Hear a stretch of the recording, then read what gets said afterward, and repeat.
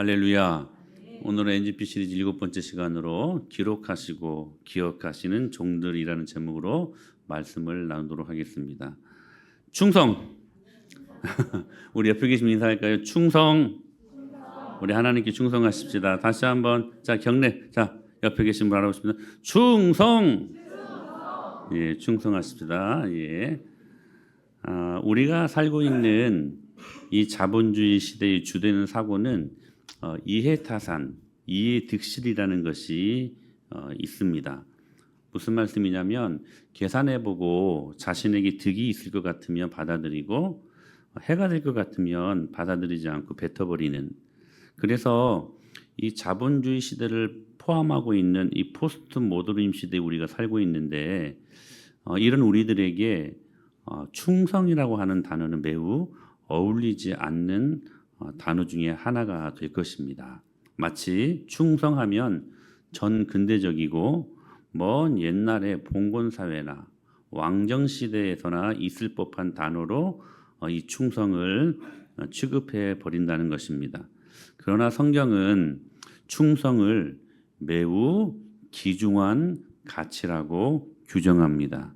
그래서 하나님의 자녀들, 즉 그 부르심에 순응하는 자들에게 구할 것은 바로 충성이라고 말씀하고 있는 것입니다. 그뿐 아닙니다. 우리가 하나님을 제대로 만나면 우리의 삶이 반드시 변하기 시작하는, 우리 지난주에 말씀드렸잖아요. 복음은 우리를 반드시 변화시킨다. 메이비가 아니라는 거예요. 복음은 반드시 우리의 삶을 머스트예요. 반드시 변화시킵니다. 그러니까 말씀을 듣고 예수님을 믿는 사람들이 삶이 변하지 않으면 그건 가짜예요. 가짜라고 하는 것은 무슨 말씀이냐면 지옥 간다는 거예요. 이 말씀을 여러분들이 면밀히 살펴야 돼요. 진짜 되어서 천국 가십시다. 복음은 우리를 반드시 뭐한다? 변화시킨다. 할렐루야. 자, 하나님을 만나면 우리의 삶이 변하기 시작하는데 근데 그 증거를 볼 수 있다는 거예요. 우리가 구원받았다. 이건 하나님만이 아시죠. 그러나 그 구원받은 사람들의 삶의 증거가 있다는 거예요. 그게 뭐냐면 바로 성령의 9가지 열매예요. 성령의 9가지 열매 기억하시죠? 사랑, 희락, 화평, 오래 참음, 자비, 양성, 충성, 온유, 절제. 이 열매 중에 하나가 바로 뭐냐면 충성이라고 하는 거라는 거예요. 그러니까 이 단어는 전 근대적인 단어도 아니고 저기 먼 옛날 왕정 시대에나 있었던 단어가 아니라는 거예요. 오늘 이 시대에도 하나님을 믿는 하나님의 자녀들에게 반드시 이 충성이라는 열매가 구원받은 사람의 증거로 나타나야 된다는 사실입니다. 여러분들은 충성하고 계십니까? 무엇에 충성하고 계십니까? 사랑하는 여러분, 하나님은 기억하셔야 돼요. 충성된 사람들을 반드시 오늘 말씀의 제목처럼 당신의 생명책에 기록하시고 기억하시는 분이십니다. 오늘 본문에 보면 75명이 이 성벽을 건축했던 75명의 일꾼들이 기록이 되어 있어요. 하나님은 어떤 분이세요? 기록하시고 기억하시는 분이셔요. 예루살렘 성이 무너졌다는 청천벽력과 같은 소식을 들은 느헤미야, 하나님의 도우심으로 드디어 성벽 재건을 위해 예루살렘에 도착하게 됩니다. 그런데 도착하자마자 바로 성벽을 건축한 것이 아니었고 3일 동안 아무 일도 하지 않다가 이윽고 최측근 몇 사람만 몰래 밤에 나가가지고 처참하게 무너진 예루살렘 성의 현장을 보고 옵니다. 정탐하게 되는데 처참한 현실을 목도한 그 상황이 있었지만 그러나 그는 넉 달 동안 기도했고 하나님이 보이지 않는 선한 손이 작동됨을 알았기 때문에 그 처참한 현실 앞에서도 그는 소망을 가질 수 있었습니다. 어떤 소망이에요? 하나님이 이 성벽을 세우시리라. 그것을 확신한 이상 이 위대한 사역하는 것을 더 이상 주저할 이유가 없었던 것입니다. 그리고 백성들과 함께 이 하나님의 비전, 이 하나님의 꿈, 이 하나님의 뜻을 공유합니다. 자, 느헤미야 2장 17절로 18절 말씀 같이 읽습니다. 시작.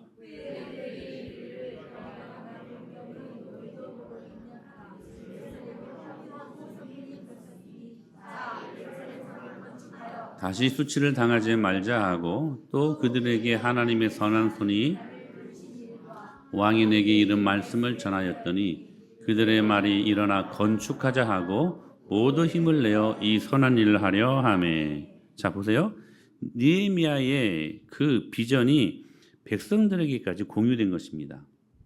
처참한 현실을 봤지만 하나님의 비전을 느헤미야가 캐치해냈고 그 느헤미야가 또 백성들과 함께 그 비전을 공유하게 되었다는 사실입니다. 그러니까 이제 느헤미야 한 사람만 비전 있는 사람이 아니라 느헤미야 한 사람이 아니라 이제는 느헤미야 100명, 느헤미야 1000명, 느헤미야 10,000명이 생기게 되었던 사실입니다. 그리고 그 많은 느헤미야가 드디어 성벽을 건축하게 된 것입니다. 사랑하는 여러분, 하나님의 뜻이 여러분의 뜻이 될 수 있게 되길 축복합니다. 하나님의 꿈이 여러분의 꿈이 되어야 되고 하나님의 비전이 여러분의 비전이 되어야 된다는 사실이에요. 자, 느헤미야는 그냥 혼자 일하지 않았어요. 하나님의 뜻과 하나님의 꿈과 비전을 발견했고 그것을 혼자만 일하지 않고 백성들과 함께 그 꿈을 공유하기 시작합니다. 그리고 하나님의 비전을 선포하기 시작합니다. 그때 느헤미야가 선포한 하나님의 비전이 백성들에게도 깊숙이 임하게 되었다는 사실이에요. 그래서 드디어 성벽, 무너진 그 성벽을 건축하게 되는 것입니다. 오늘 본문 느헤미야가 그 느헤미야 3장이 바로 이 내용을 담고 있는 본문입니다. 오늘 우리 본문을 다 읽지는 못했지만 한번 집에 돌아가셔서 쭉 읽어보시면 3장에서 가장 많이 반복되는 단어가 뭐냐면 중수하다라는 단어입니다. 중수하다. 중수라는 단어가 무슨 뜻이냐면 강하고 견고하게 만들다라는 말이에요. 무슨 말이라고요? 강하고 견고하게 만들다. 이 단어가 계속 반복돼요. 누구는 어디를 중수하고 건축하고 누구는 어디를 중수하고 건축하고 75명이 이 3장에 지금 기록되어 있으니 75번이 넘게끔 이 단어가 계속 반복되고 있었다는 사실입니다. 그러니까 하나님의 뜻은 성벽을 강하게 하고 견고하게 세우는 일에 있었음을 말씀하고 있는 것입니다. 여기에서 우리는 자 이제 본격적으로 3장부터 성벽이 건축되어진 재건되어지는데 여기에서 우리는 몇 가지 영적인 의미를 한번 발견할 수 있어야 될 것 같습니다. 여러분 성벽을 세우는 영적인 의미가 무엇일까요? 두 가지 키워드를 말씀을 드리기는 첫째는 뭐냐면 경계라고 하는 단어입니다. 경계선. 4절 말씀을 보실까요? 4절. 자 시작.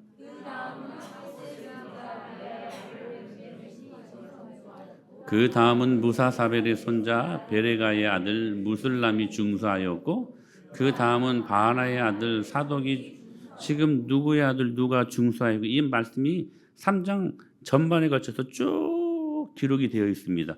이 메시지에 무슨 의미가 있었을까? 저도 많이 고민했는데 주님이 말씀을 괜히 적은 게 아니시더라고요. 오늘 이 3장 말씀을 통하여 우리 영적인 의미를 발견할 수가 있는데 바로 지금 성벽을 세우는 일들을 하고 있잖아요. 중수하는 일들을 하고 있잖아요. 그렇죠? 무너진 성벽. 근데 그 성벽을 다시 재건하고 중수하고 견고하게 만드는 그 일들에 지금 많은 사람들이 동원되고 있었다는 사실입니다. 무슨 말씀입니까? 성벽이 무너졌다고 하는 것은 안과 밖이 특별히 세워진 그 경계가 사라진 지 오래다. 이것을 의미하는 거 아닙니까? 여러분 성벽은 하나의 성, 그 안에 있는 사람들을 보호하고 안전하게 가두려고 하는 그 의미로 성벽을 세운 거잖아요. 근데 그 성벽 경계선이 무너져 버렸어요. 그러니까 안과 밖에 경계선이 없는 거야. 밖에 있는 것도 이제 들어와 버리고 안에 있는 사람들 나가 버리고 이게요. 그냥 이게 흐릿해져 버린 거예요. 그러니까 다시 성벽을 세운다는 것은 흐릿해진 안과 밖의 경계를 확실하게 구분하겠다라는 의미를 담고 있습니다. 사실 우리의 모든 영적인 일에 가장 중요한 것 중에 하나가 뭐냐면 경계선을 바로 긋는 것입니다. 선 긋는 일, 선 긋는 일. 바운더리를 견고하게 치는 일이 우리 신앙생활에 얼마나 중요한 일인가를 우리가 알아야 된다는 사실이에요. 좋은 게 좋은 거라고 물에 물 탄 듯 술에 술 탄 듯 평화라고 하는 미명하에 모든 진리가 아닌 것들도 다 안고 가자, 이게 아니라 길은 오직 하나이고 진리는 오직 하나이고 생명도 오직 하나.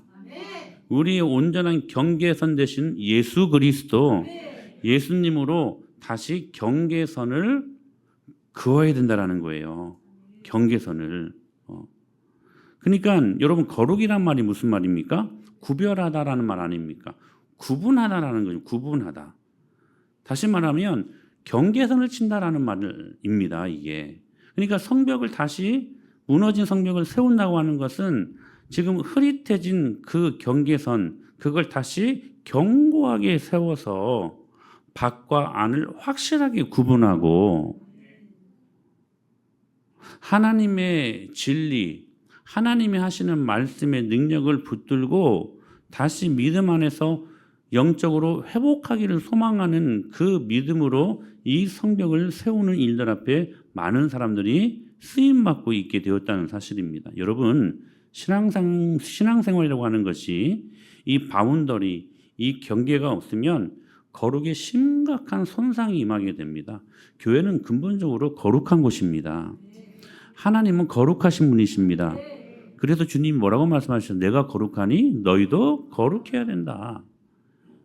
너희는 하나님이 택하신 족속이요 왕 같은 제사장들이 거룩한 나라요라고 말씀하십니다. 거룩한 나라.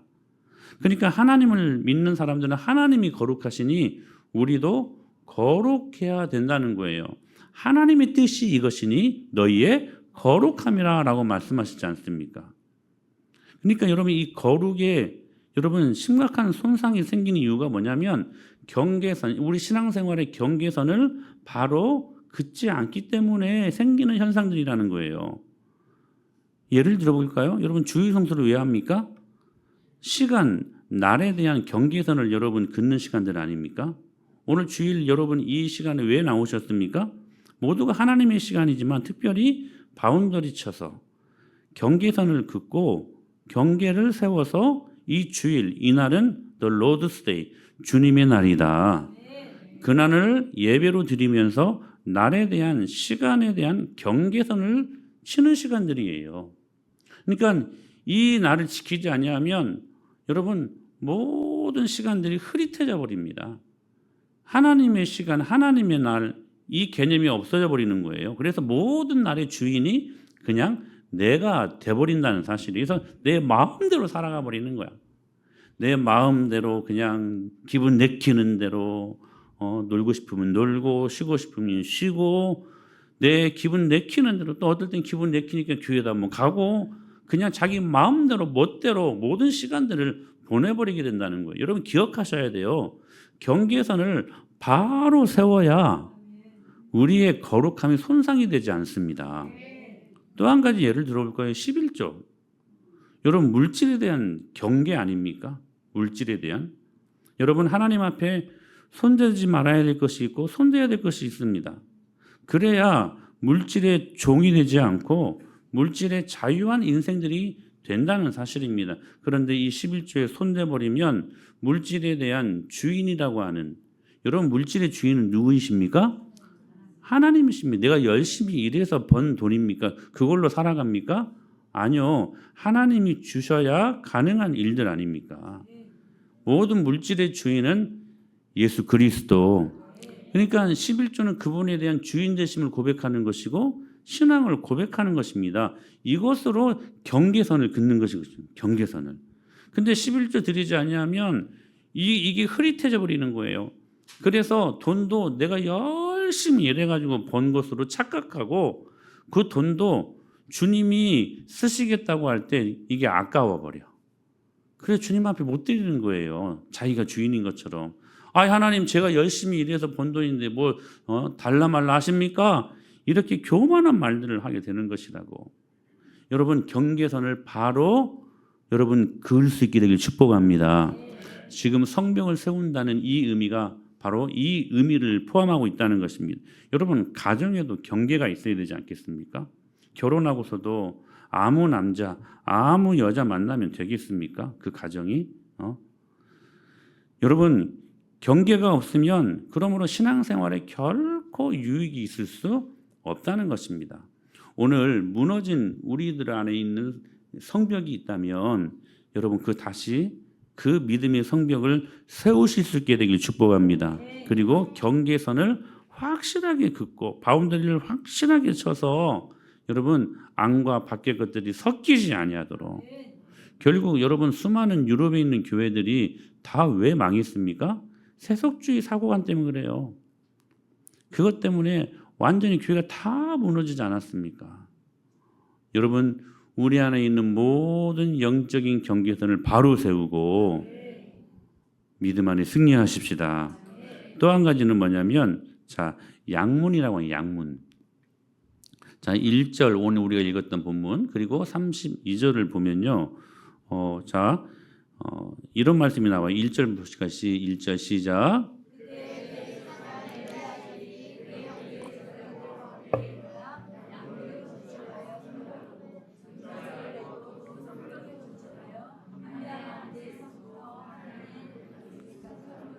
32절 마지막 줄도 한번 볼까요? 시작.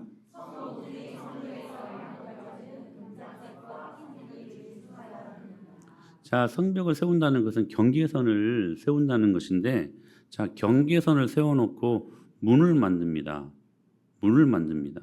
만약에 문이 없으면 그건 감옥이지. 근데 문을 만들어요. 근데 문이 많아요. 오늘 이 3장 말씀을 보게 되면 어문도 있고 동문, 마문, 수문, 샘문, 분문, 분문은 뭐냐면 이 똥 버리는 문, 분문 이런 등등의 문들이 계속 나오거든요. 그런데 지금 경계를 세워놓고 성벽을 세우고 난 다음에 첫 번째로 그 성에 들어가는 첫 번째 문을 무슨 문으로 만들었어요? 양의 문, sheep gate, 양들이 들어가는 문. 네, 이거 양이죠, 양. 염소 같았나요? 좀 비슷해. 양과 염소의 소리가. 그 양들이 들어가는 문, 양의 문. 그 문을 첫 번째 문으로 만들었다는 거예요. 그리고 마지막 절에도 보니까 양의 문으로 끝나요. 경계를 세워놓고 그 성벽 안으로 들어가는 첫 번째 문을 양문으로 만들었다. 무슨 의미가 있을까? 다 의미가 있으니까 이렇게 첫 번째, 두 번째 이런 것들을 만드는 거 아니겠습니까? 근데 첫 번째로 양문을 만들었다는 이유는 무슨 의미를 갖고 있냐면 바로 하나님께 제사 드릴 때 이 양을 사용했거든요. 이게 제물이에요, 제물. 그러니까 보세요. 성벽이 무너졌어요. 경계가 흐릿해졌어요. 그런 그들이 무엇부터 만드냐면 양의 문부터 만들기 시작했다는 거예요. 무엇의 회복? 제사의 회복, 예배의 회복이 일어났다는 거예요. 왜 경계선을 세우고 그렇죠? 왜 그 성 안으로 들어가는 첫 번째 문을 양의 문으로 만들었을까? 그러니까 성벽을 세운 근본적인 이유가 뭔가 그 안에 들어가서 하나님을 예배하기 위해서. 여러분 인생을 살다 보면 무엇이 가치 있는 일인지 어떨 때는 혼동이 일어날 때가 있습니다. 인생이요 뒤죽박죽 무너져 버려요. 인생도 무너지고 가정도 직장도 인간관계도. 여러분 얽히고 설키고 정말 어떨 때 보면 해결할 수 없는 인생의 난관들이 있지 않습니까? 근데 이때 무엇부터 시작해야 되는가? 여러분 지금 느헤미야가 절망했던 것은 이스라엘의 예루살렘 성벽이 무너졌다는 것이었어요. 그것 때문에 수일 동안 슬퍼하며 금식하며 기도했던 느헤미야 아닙니까? 그 순간까지는 절망이었습니다. 근데 넉 달 동안 기도하니까 하나님이 새록새록 소망을 주시고 그리고 소망을 주시기 시작한 것입니다. 그 안에서 하나님이 하실 일들이 있구나. 그러면서 성벽을 세웁니다. 성벽을 세우자마자 그들이 첫 번째로 했던 게 뭐냐? 예배였다는 거예요. 인생의 어느 순간에 살다 보면 낙심이 찾아올 때가 있습니다. 절망할 때도 있습니다. 실타래 얽히고 설킨 그런 실타래 풀리지 않는 그 실타래와 같은 여러 가지 인생에 여러분 얽히고 설kim들이 얼마나 많습니까? 그때 우리는 무엇부터 해결해야 되는가? 예배 문제라는 거예요. 예배. 여러분 우리의 삶에 예배가 삶의 시작이자 완성입니다. 오늘 양문에서부터 시작해가지고 양문으로 끝나잖아요. 여러분 예배 회복이 일어나야 돼요. NGP 사역을 왜 합니까? 우리 다음 세대, 미래 세대에 예배 회복. 저들이 거룩한 예배제가 되어서 이 땅, 이 나라, 이 모든 절망 가운데 있는 이 땅을 치유하고 그래서 하나님의 나라를 만들고자 하는 저들 가운데 거룩한 예배 회복이 일어나게 하여 주시옵소서. 이 일들을 위하여 우리가 NGP 사역을 하는 건 아닙니까? 사랑하는 여러분 다시 한번 기억하셔야 돼요. 문제의 해결은 예배에 있습니다. 제가 기도할 때 그렇게 기도했잖아요. 문제는 많이 있지만 답은 하나이니 주님을 만나는 예배에 있습니다. 예배가 뭡니까? 주님을 만나는 것입니다. 여러분 오늘 이 예배에 왜 나오셨어요? 주님 만나러 나오셨죠. 그럼 주님 만나셔야지. 말씀 가운데 주님을 만나실 수 있게 되길 축복합니다.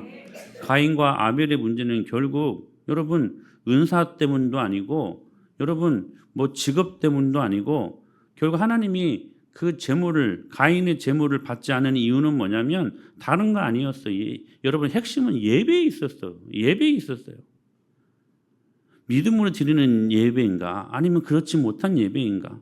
오늘 또 똑같이 예배하는 이 자리에 나와 있지만 오늘 또 하나님 앞에 바른 불로 예배하는가 아니면 다른 불로 예배하는가.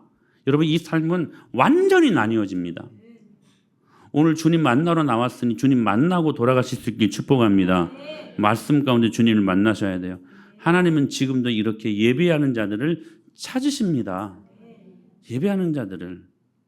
아브라함도 여러분 결국 예배가 그의 삶을 여러분 만들지 않았습니까? 좌충우돌 믿음의 조상이라고 말하지만 우리가 보면 우여곡절 많았던 아브라함 어찌 보면 믿음의 조상이라고 부르기에 턱없이 모자랐던 사람 아니었습니까? 비겁한 사람이었고 그런 그를 믿음의 조상이라고 부르기를 주저하지 않는 이유는 다른 것이 아니었어요. 그의 행위 때문이 아니라 그가 하나님께 드렸던 예배의 모습에 있었기 때문입니다.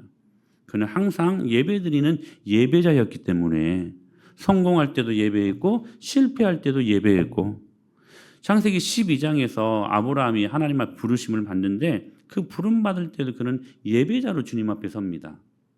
세겜 땅 모래 상소리 나무에 이르렀을 때에도 그는 제단을 쌓는 예배자였어요. 그러니까 어딜 가든지 도착하자마자 항상 그들은 예배했던 예배자였다는 거예요. 그가 베델에 도착했을 때에도 그는 예배자의 모습으로 섭니다. 여러분들은 어떻습니까? 예배가 여러분의 삶의 제일입니까? 아니면 다른 거 내가 다 내 시간 보내고 나중에 생각하는 게 예배입니까? 너희는 먼저 그의 나라와 그의 의를 구하라. 뭐 하라는 거예요? 먼저 예배하라는 거예요. 먼저 하나님의 뜻을 품으라는 거예요. 사랑하는 여러분, 오늘 이 성벽을 세우는 이 느헤미야 3장의 말씀 속에서 우리가 이 영적인 의미를 되새길 수 있어야 돼요. 여러분 두 가지 키워드를 만난다고 말씀드렸었죠. 하나는 경계선, 하나는 양문 예배. 즉 거룩으로 경계를 세우고 여러분 믿음의 시작은 경계선을 긋는 것에서부터 시작된다는 거 기억하셔야 돼요. 그리고 그 경계선을 긋는 첫 시작이 뭐에 있어요? 예배에 있음을 믿고 우리의 삶이 여러분 예배를 하나님 앞에 영과 진리로 제대로 드린 그 삶과 그 전후를 나눌 수 있는 자들이 될 수 있어야 된다는 사실이에요. 제가 지난 한 주간 동안 새벽 예배 때 언약궤를 대했던 네 명의 인물들에 대해서 말씀을 드렸는데 하나는 사울, 우사 그리고 그 반대편에 있었던 오베데돔, 다윗을 설명을 했습니다. 그런데 오베데돔이 언약궤를 하나님 말씀으로 깨닫고 그 언약궤를 모셔드리고 자기 집에서 예배해드렸던 예배자의 모습으로 서게 됩니다. 근데 예배자로 섰을 때에 그의 삶이 확실하게 나뉘어져요. 그 언약궤가 오베데돔에 지금 몇 달이 있었어요? 자, 1번 한 달, 2번 두 달, 3번 넉 달, 4번 석 달. 4번 석 달. 석 달이 있었는데 석 달을 있었대요, 언약궤가. 근데 석 달이 있은 후에 그 언약궤가 그 오베데돔의 집에 엄청난 은혜를 주셨는데 바로 석 달 후에는 그의 집과 그의 모든 가족들이 하나님의 복을 받았더라라고 말씀하셔요. 그러니까 석 달 전에는 복이 없었어. 근데 하나님 앞에 바른 예배자로 세워진 석 달 후부터는 하나님 앞에 가치 있고 하나님이 쓰시기에 훌륭한 믿음의 사람이 될 수 있었다는 사실이에요. 사랑하는 여러분, 예배 잘 드리십시다. 그 어떤 것으로도 타협할 수 없는 예배. 하나님은 오늘 또 이렇게 예배하는 자들을 찾으신다는 거예요.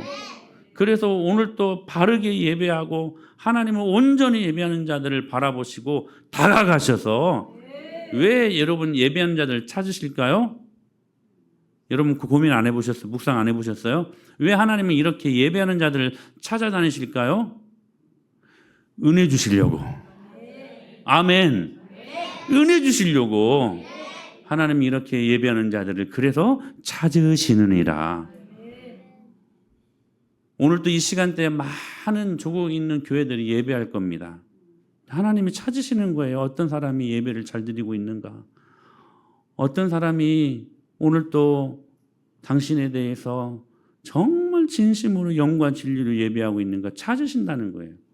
근데 찾았어요. 그리고 그 찾은 사람에게 은혜와 하늘의 신령한 모든 복을 다 부어주실 것을 믿습니다. 여러분 이 은혜를 경험할 수 있게 되길 축복합니다. 여러분 안에 혹시 무너진 성벽이 있다면 다시 한번 믿음으로 경계선을 잘 세우고 그리고 예배에 회복이 일어나서 하나님을 기쁘게 하는 저와 여러분이 될 수 있게 되길 축복합니다. 자, 그런데 이제 영적인 의미를 우리 살펴봤고 크게 두 번째로는 하나님이 정말로 기록하시고 기억하시는 종들이 오늘 이 본문에 나와요. 75명이 나오는데 제 눈에 발견된 사람은 딱 3명이었어요. 여러분 한번 살펴볼까요? 자, 첫 번째 사람은 누구였냐면 무레못이라는 사람이었어요. 무레못 처음 들어봤죠? 무레못. 자, 우리 4절 말씀 같이 한번 읽어볼까요? 4절 시작.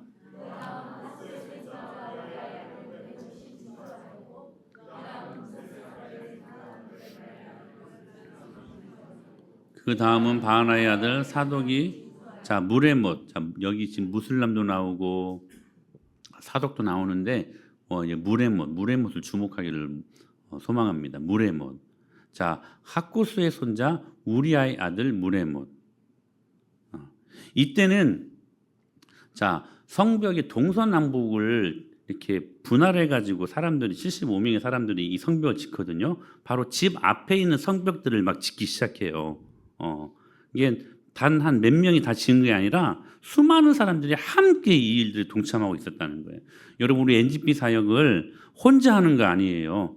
수많은 사람들이 함께 할렐루야 이 일들에 동참할 수 있어야 된다는 거예요. 근데 이때는 자 4절 말씀 기록된 이때는 지금 이 무레못이 자기 집 앞에 있는 북쪽 성벽을 중수합니다. 북쪽 성벽. 그러니까 지금 자기 일을 충분히 잘 완수한 거예요. 그렇게 느헤미야가 일을 시켰단 말이에요. 이게 자기 맡은 분량만 잘하면 되는 거였어.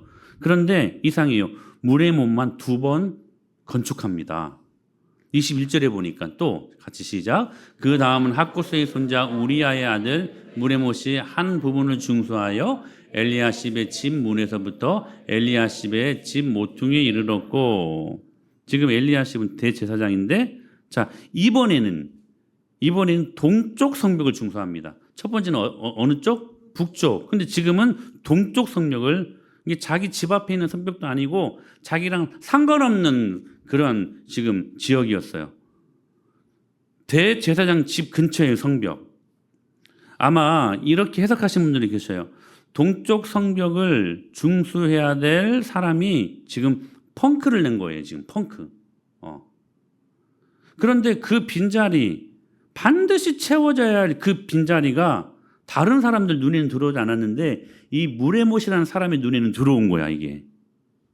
그러니까 자기 일을 마쳤기 때문에 자 북쪽에 있는 성벽, 자기 집 앞에 있는 성벽 이제 그냥 자기가 할당된 거 다 지었으니까 이것으로 끝. 그래도 그냥 인정받고 칭찬받을만 해요. 자기가 맡은 바 충성을 다해서 일했으니까. 근데 이 무레못은요, 자기 일을 마쳤기 때문에 그것으로 칭찬받을 법한데 그런데 남의 짐이 눈에 들어온 거예요.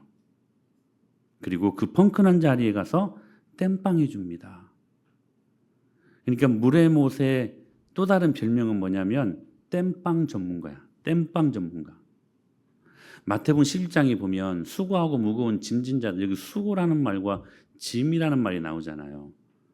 이 수고는 내가 져야 될 짐입니다. 근데 여기 무거운 짐은 내가 지지 않아도 될 일이라는 거예요. 그러나 우리 모두는 내가 져야 할 짐만이 아니라 남의 짐도 대신 져줄 수 있는 충성스러움이 우리에게 요구된다는 사실이에요. 우리 예수님이 그러시지 않았습니까? 우리가 져야 될 짐을 우리 예수님이 대신 져 주셨잖아요. 어떤 면에서 우리 예수님은 땜빵 전문가야. 제가 전도사로 사역할 때 전주 북문교회라고 하는 곳에서 6년을 사역을 했습니다. 신대원 2학년 때부터 사역을 시작을 했는데 처음에는 전도사에서는 교육전도사였으니까 유년부 사역자로 들어갔어요. 근데 들어가 보니까 찬양 인도자가 없는 거예요. 뻥크를 낸 거예요. 중간에 그만둔 거야. 담임 목사님이 한전도사 찬양 인도 한번 해봐 하는데 그 다음 주에 아주 큰 부흥 대사경회가 있었어요. 그 부흥이 저를 콜하시더라고요. 그때 유명한 부흥 강사 목사님이 강달희라고 하는 강다리 그 부흥 강사 목사님이셨는데 그분이 오셨는데 제가 찬양 인도를 했다. 그냥 못 모르고 했어요. 그냥 이제 땜빵한 거죠, 땜빵. 근데 소문 나기를 강다리 목사님이 부흥에 다니시면서 저기 찬양 인도하시는 데리고 다니시는 전문 찬양 사역자라고 그렇게 칭찬을 받기 시작했습니다. 땜빵했거든요, 땜빵. 근데 하나님이 인정해 주시더라고. 그것뿐입니까? 뭐 별별 일 다 했어요. 그 다음에는 중고등부까지 그리고요 교구까지도 맡았습니다.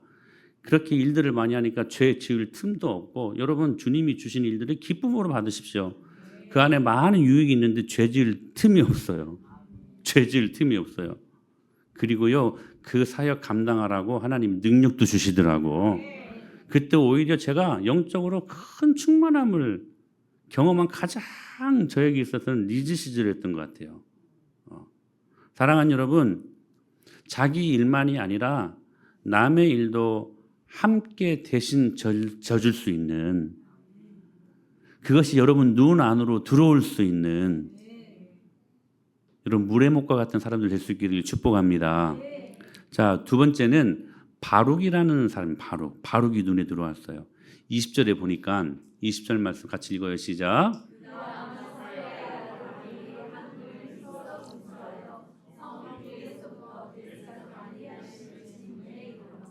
자, 이 바룩이 한 부분을 또 힘써서 중수했던데 또 이 사람이 가서 이 사람에게만 붙었던 한 단어가 있는데 뭐냐면 힘써라는 단어입니다. 이 힘써에 해당하는 히브리어가 헤헤라라는 말이에요. 헤헤라. 무슨 말이냐면 뜨겁게 되다, 과도하게 되다 이런 말이에요. 뭐라고요? 뜨겁게 되다, 과도하게 되다. 헤헤라. 이게 힘써라는 말이에요. 지금 바룩이 자신에게 할당된 성벽을 건축하고 있는데 헤헤라, 뜨겁게 혹은 과도하게 이 성을 지금 건축하고 있었던 것입니다. 그리고 그 뜨거움이 방금 살핀 무레못에게 번져가요.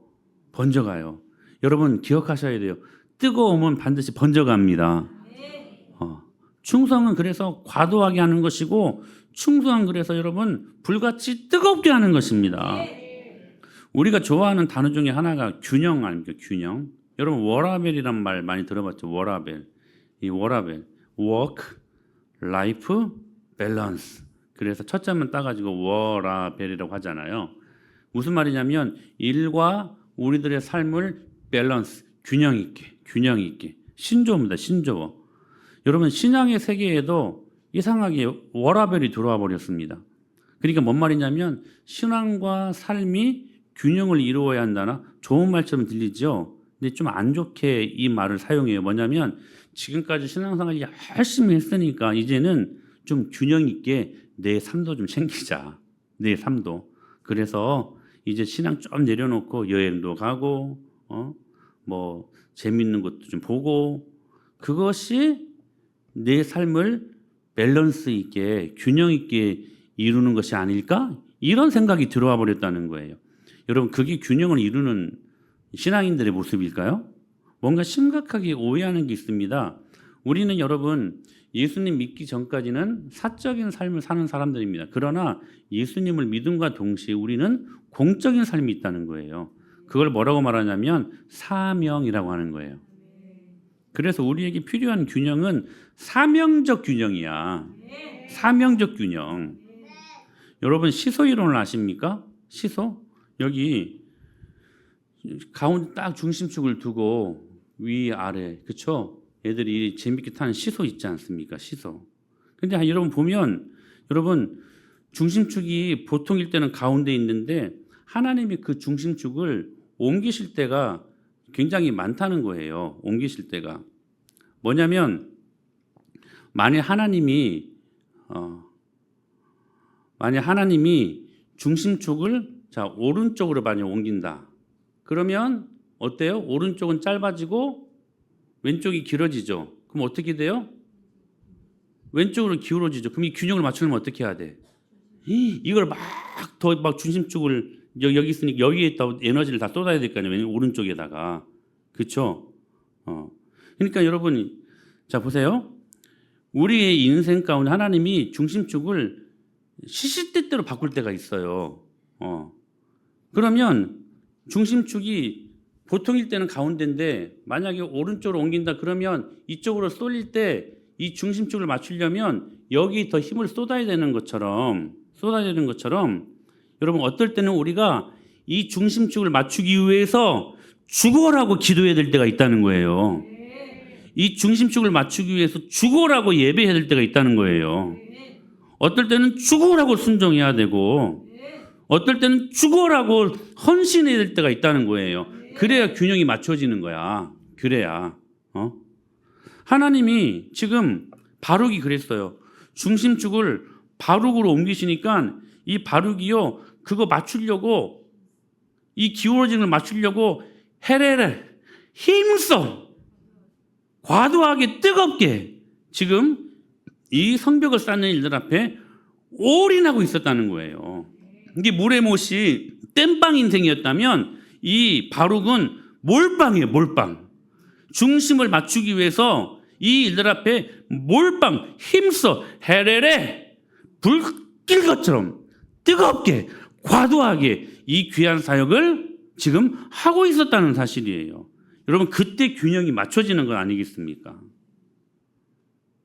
우리 지금 NGP 사역을 위해서 여러분들 믿음으로 다 결단하셨고 저희 가정도 결단해가지고 지금 심수청 사역을 하고 있지 않습니까?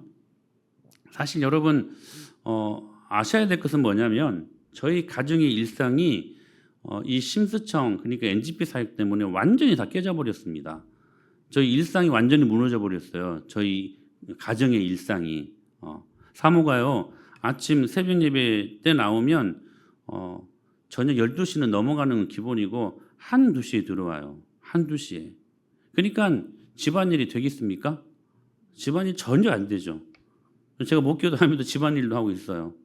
요즘 제가 그래서 이제 반찬도 제가 이제 잘하고 콩나물 무침 잘합니다. 어묵 무침 기가 막히게 합니다. 각종 김치찌개, 된장찌개, 뭐 콩나물국 이런 거 잘 끓입니다. 청소 제가 다 맡아서 합니다. 일상이 무너져 버렸어요. 일상이. 사실 저는 사모 걱정을 많이 합니다. 다른 게 아니라 건강. 근데 하나님 은혜 주시니까요. 여러분 신기해요. 정말 쓰러져야 되거든요. 쓰러져야 되는데 오히려 더 건강해요. 항상 뭐 먹으면 배 아팠거든요. 요즘 배도 안 아파요. 3차 신경통 있어요, 없어요? 없어요. 은혜 아닙니까? 진짜요. 몰빵 하는 거예요, 몰빵. 몰빵 해버려요, 저희 가정이 지금. 그러니까 하나님이 그래도 전에처럼 대화도 없어요.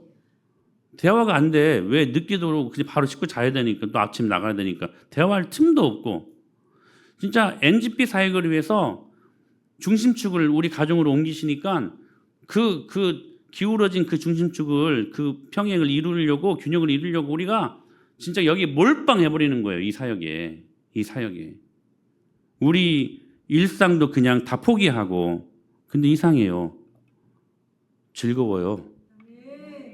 일상이 무너졌다고 해가지고 슬픈 게 아니라 짜증나는 게 아니라 즐거워요.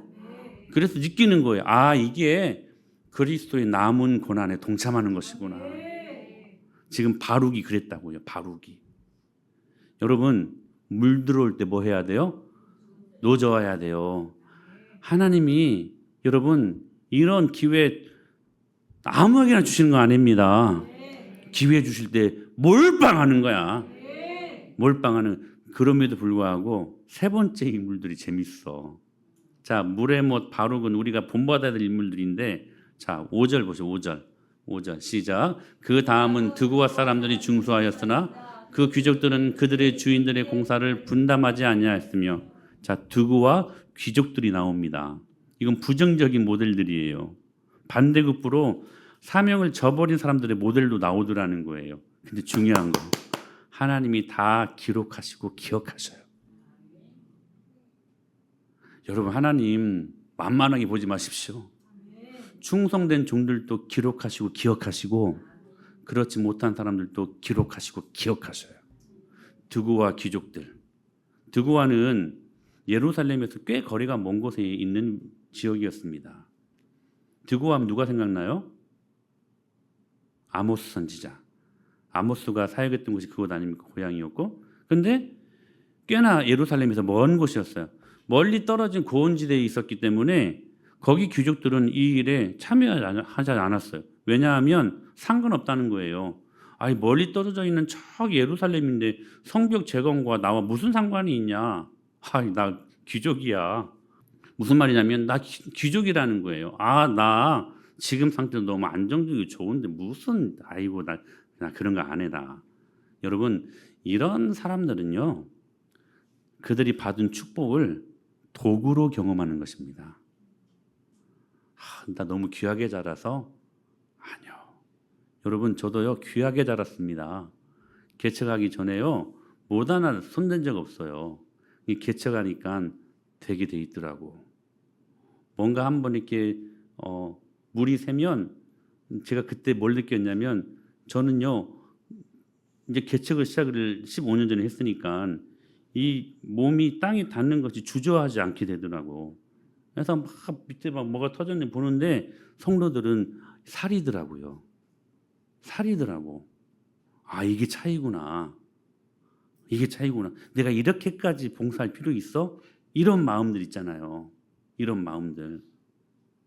여러분 하나님이 주신 축복이 저주가 되는 사람들 되지 마십시오. 교회와 나와 무슨 상관이 있어? 그러다가 여러분 이름 적혀요.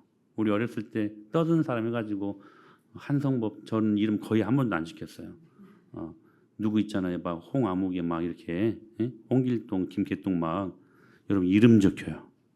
그리고 주님이 기록하시고 기억하셔요. 아니 나중에 하면 되지. 아니요. 여러분 기회 주어졌을 때 해야 됩니다. 이번 NGP 작정 헌금을 하셨는데 어떤 집사님이 헌금을 하고 싶은데 많이 하지 못해가지고 근데 제가 볼 때는 충분히 그 형편에 따라 많이 작정을 하셨어요. 근데도 본인은 그렇지 않았던 것 같아요. 하나님께 죄송한 마음을 이렇게 표현하셨습니다. 부할 때는 육신을 위해 쓰고 주님을 위해 써야 할 때는 드릴 것이 없는 제 모습이 참 많이 한심스럽습니다. 사랑하는 여러분, 하나님께 기회 될 때 쓰임 받으십시다. 기회가 아무 때나 있는 게 아니에요. 마리아가 예수님께 향유 옥합을 깨뜨려서 부어 주시죠. 그때 옆에서 가룟 유다와 제자들이 뭐라고 말합니까? 이 비싼 걸 이거 차라리 가난한 사람들에게 나눠주면 더 가치 있는 일이 아닐까? 근데 꼭 그렇게 말하는 사람들이 있어요. 얼마나 평소에 구제에 관심들이 있었는지. 근데 1년 성인 기준의 옥합을 깨트리는 이 여인의 모습들을 보고 주님이 뭐라고 말씀하셨냐면 마태복음 26장 말씀에 다 같이 읽어요. 시작. 가난한 자들은 항상 너희와 함께 있거니와 나는 항상 함께 있지 아니하리라. 이 여자가 내 몸에 이 향유를 부은 것은 내 장례를 위하여 함이니라. 무슨 말씀이에요, 여러분? 기회가 날마다 있는 게 아니라는 거예요. 여러분, 우리가 섬길 타이밍이 있다는 것을 말씀하고 있어요. 나중에 더 많은 돈을 가지고 섬기고 싶어도 기회가 없으면 여러분 그것으로 못 섬겨요. 우리 모두 우리에게 오는 주님이 주시는 기회 놓치지 말고 저를 보세요. 충성하십시다. 꼭 기억하셔야 돼요. 하나님은 충성된 사람이나 그렇지 못한 사람들이나 기록하시고 기억하신다는 거예요. 우리 모두 하나님께 충성된 종들 되십시다.